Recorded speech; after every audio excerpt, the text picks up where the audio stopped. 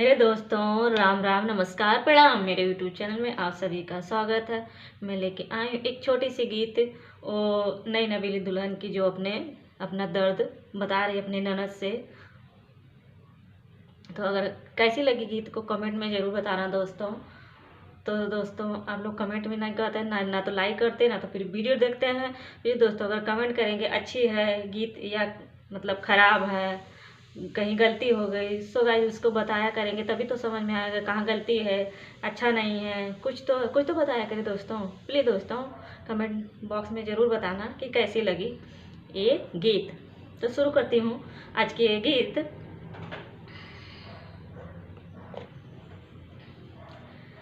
नीक नाही लागे ननदो, नीक नाही लागे ननदो, ओढ़ना बिछावना।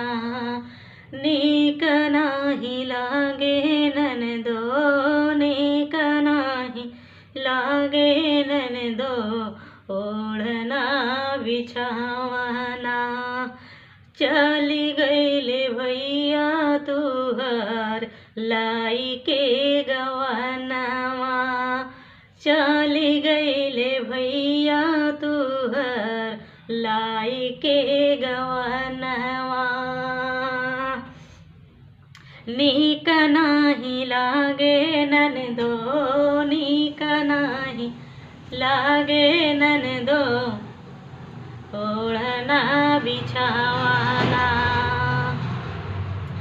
चली गईले भैया तुहर लाई के गवनवा, चली गईले भैया तुहर लाई के गवनवा।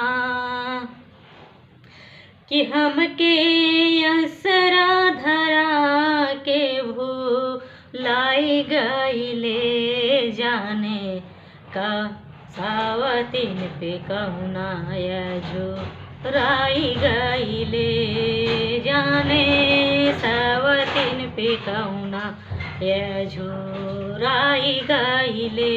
कि जाने सावतीन पे कहुना जो राई गईले। कि मोरा पियवा बेदर्दी भुलाई गईले, कि मोरा पियवा बेदर्दी भुलाई गईले।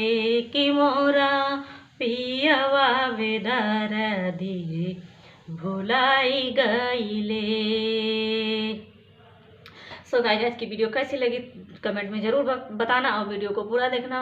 और प्लीज़ वीडियो को एक लाइक दोस्तों ज़रूर कर दिया। अगर रोज़ करती हूँ दोस्तों एक लाइक, अगर कोई वीडियो को लाइक नहीं करता है, सो गाइस ना तो वॉच टाइम नहीं बढ़ रहा। प्लीज़ दोस्तों, सपोर्ट में